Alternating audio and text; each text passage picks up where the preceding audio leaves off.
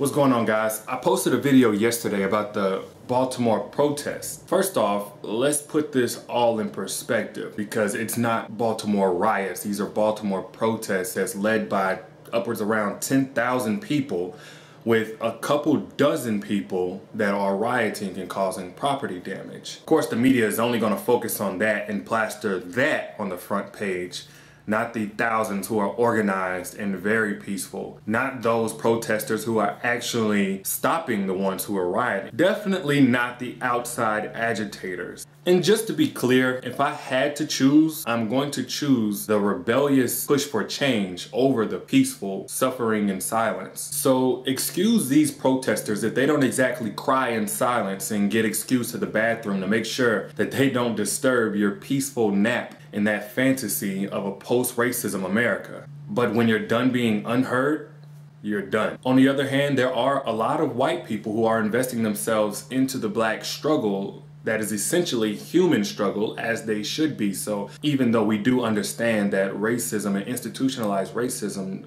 targets black people, it's about ignorance versus common sense and justice. And those are the two sides of this conversation. The most common thing I'm hearing today is that Freddie Gray was a criminal in his past. But quick question, does any of Freddie Gray's crimes include killing someone by almost decapitating them at the neck while in police custody? Just curious. And where are those guys anyway? Where are they enjoying their free paid vacation on my tax dollar? Oh, that's right. They're waiting for the investigation to happen to see how they can twist this whole thing to make sure that they walk free. Now I remember. Anybody that believes you deserve to die because you have a criminal past is exactly why blacks are criminalized at far higher rates for the exact same crimes as everyone else. It makes your life less valuable to the ignorant majority of America whenever you have done some kind of crime. That's part of the reason why they're trying to give blacks this criminal lifetime membership with the word thug, but that's another story. So former criminals are still citizens and they deserve their day in court, just like everybody else. Just like the policeman who killed him will have their day in court. Another thing I'm hearing, that rioting isn't going to help. It's only making it worse.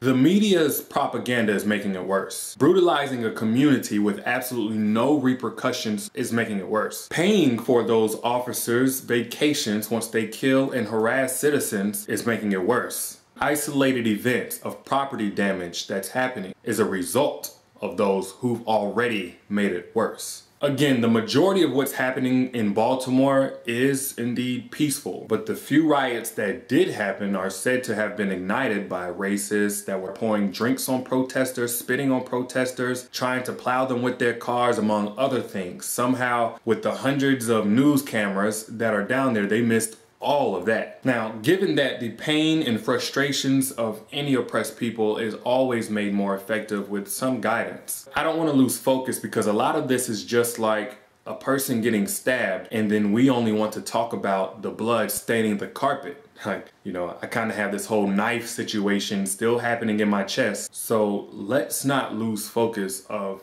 the bigger picture. But no matter what you think of the events happening in Baltimore, history has shown us something for absolute certain, and that's that silence is never the answer. Rest in peace to Freddie Gray. Condolences to his family. Derrick Jaxn here, signing out. Peace.